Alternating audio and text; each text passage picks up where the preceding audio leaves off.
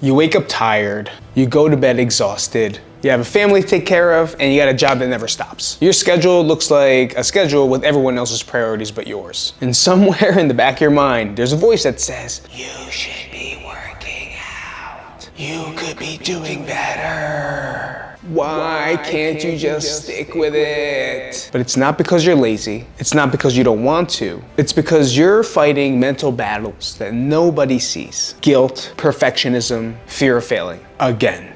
And until you learn to win this war that's inside your head, you're never gonna win. There's no program, there's no plan, there's no coach that will ever work. So in this video, I'm not gonna give you workouts. I'm gonna give you the truth that's really holding you back and how to finally break free from it. Most coaches will never talk about this. Most coaches will never put this in their agenda because it doesn't sell.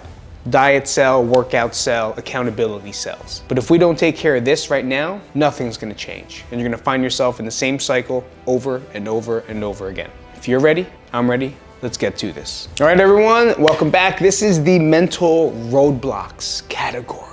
Right, there's a lot of things that happen that stop us from being consistent, that stop us from just starting. And a lot of it is just mental. So I made a group of 10. This is just 10 of many that we're gonna cover today. I'll go quick through it and let's see if any of these match what you're thinking, and hopefully we get through it. If you find that anything strikes a chord or just kind of feels right, or this is something I gotta work on, comment down below, let me know, and I'll give you that map out guide. Also, if you're new to the channel, I talk about all this stuff, especially if you're over 40, comment, subscribe, do that thing. Let's get to the first one. I don't have motivation. Motivation is easy, right? I think everyone talks about this. You can find a video on YouTube that'll motivate you, kind of get you started, kind of get you going, or maybe you had a weekend of something, you saw someone that motivated you to go. That's great, right? But you gotta use that as like the ignition, the Kickstarter, but we can't rely on it. But we do have to rely on its structure. Finding something that's structured for the life that you have, not the life you used to have. Making sure the plan fits now is what's going to win. And maybe your plan or your world only allows you 15 minutes a day. Maybe that's it, 15 minutes a day because you're that busy. Well, we gotta find a way to make that 15 something.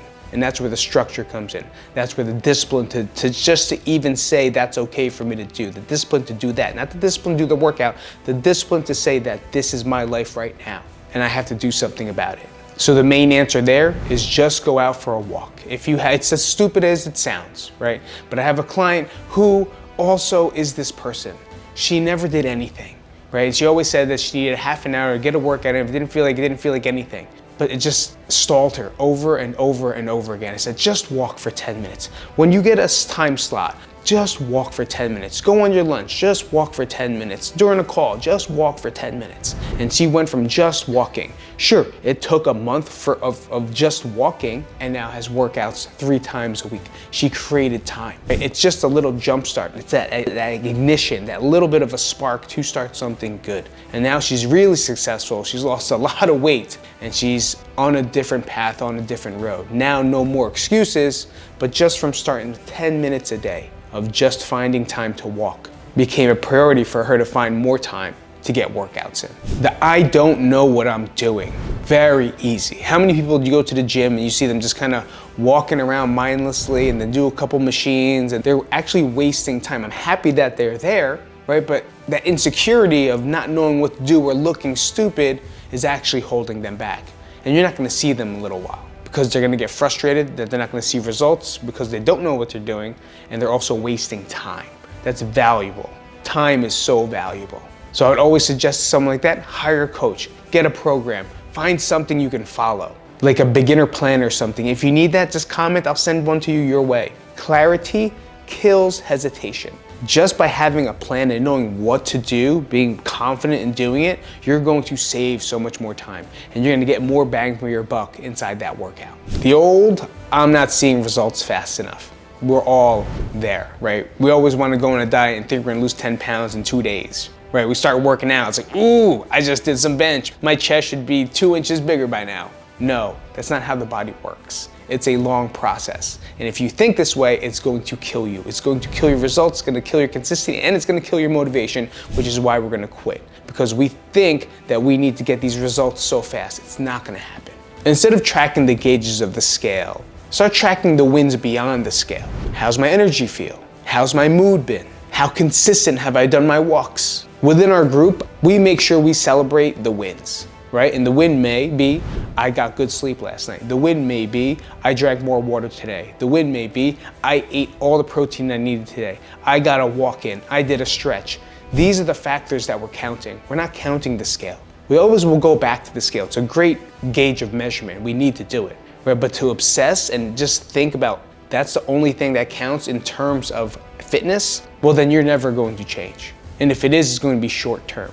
And that's not the game we want to play here. We want to play the long-term game. Celebrate the wins. I've never been athletic. I can't do all the things that I see on social media. How am I going to do that snatch? I don't even use a barbell. Don't watch social media in terms of stuff to learn something you don't even understand. Start simple. Start with movement. If you're not athletic or never were an athlete, that's okay. Learn basic movements like a squat and a push-up. I'm not saying a push-up on the ground, any type of a push-up. You can YouTube this stuff all day long. Find a beginner program, like I said. If you need one, comment down below. I will send it to you for free, no problem. I will get you started.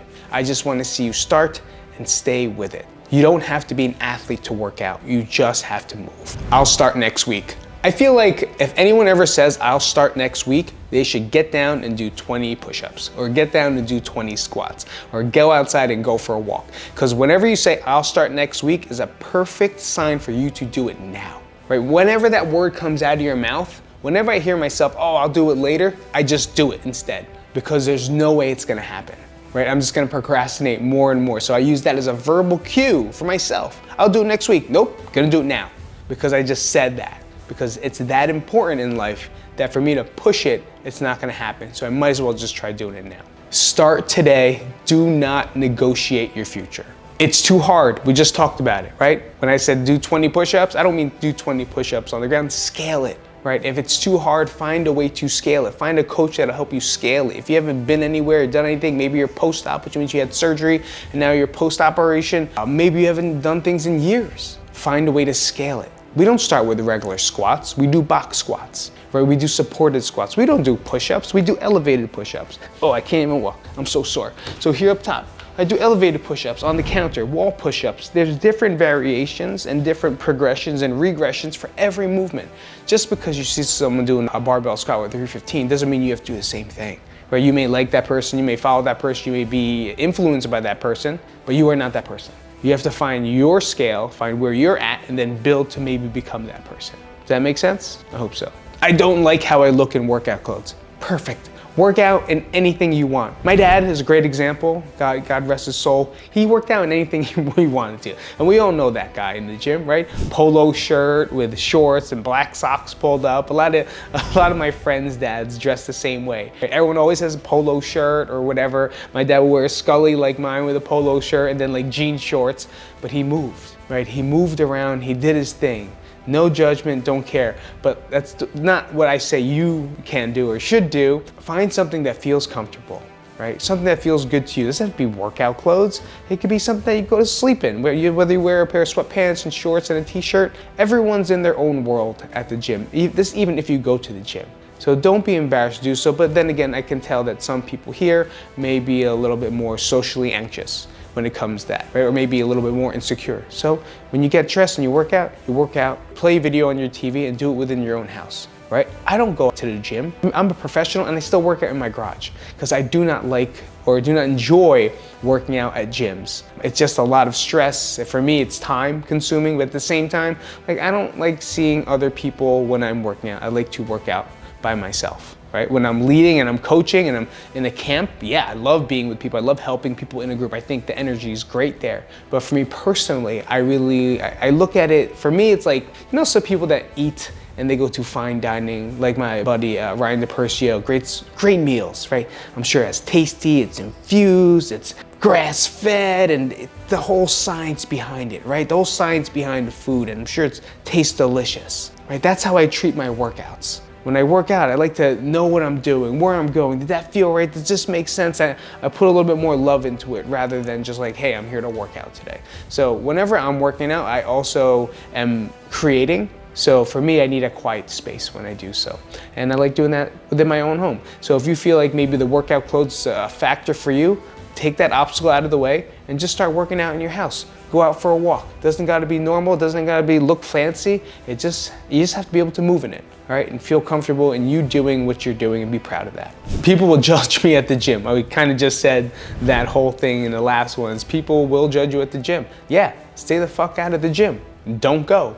You don't have to go. But honestly, most people are more concerned about themselves than they are on you. Maybe we're watching clips of people videoing people, this and that. No one really cares, let's be honest. And if you do feel that tension, maybe go see a trainer over there, work with someone, invite a friend so you don't feel so alone, maybe a little bit more confident. But honestly, most people are just more judgmental about themselves or more insecure about themselves at the gym than they are about you. Most of them are not even looking at you, okay? So get in there, get the work done, deep breath in, deep breath out, and do work. I don't want to fail again, the fear of failing, right? The fear of doing it over and over and over again, because this has been your cycle. You have to reframe that thought. Reframe the way you think that. Instead of, I'm scared of failing, say, you're not starting over, you're starting smarter. You're starting wiser. You know more this time around, right? You took the tips that we did, going into the gym with a plan, showing up with workout clothes that feel good. Don't worry about people judging you. Get inside, find your plan, stick to it, and just do it. I promise you, you think about, oh, here we go again, you have to reframe that thought process and say, I know a little bit more than last time, I've learned from my mistakes, now let's do this. Final one, I get bored easily. That's a super simple one, because I do too, all the time. So make sure you mix it up. Make sure you mix it up with some strength training one day, some walking the next day, maybe take a class, like a yoga class or Pilates class. I always suggest a Pilates class because Pilates is really good. Man, most people do yoga, right? It's cool because they're stretching, but sometimes the yoga positions are a lot harder than you think, especially if it's not like the easy form of yoga. It's actually harder, and going into Pilates works on that really core detail of the hip, the low back, depending on your teacher though. It's a little bit challenging as well, but at the same time, I feel it more functional in real life movement. So again, I do like Pilates over yoga. Sorry, yogis, I just do. I just think everyone these days has more core issues and core instabilities and core weaknesses that Pilates does take care of a lot of that fast. So just make sure to mix it up. Get out there, do things. If you don't have a program, make sure your coach gives you a new program maybe every 2 weeks, every 4 weeks, 6 weeks, 8 weeks. So it changes every single time, and you find progressions, you find regressions, maybe add in new movements that you've never done before. Find that, and if you need that as well, make sure, comment down below, like I said, as always, and I'll shoot one towards you and we can work and I can get you going. So those are 10 mental roadblocks that I believe everyone definitely has or goes through, and there's thousands of them, right? There's tons of roadblocks. I created a free guide called the 50 Workout Roadblocks. If you want one, click the link in the description. It'll send you right there. Grab your free guide today, and I can't wait to work with you guys. I'll see you later. Have a great one. It's Coach Pete. Peace out.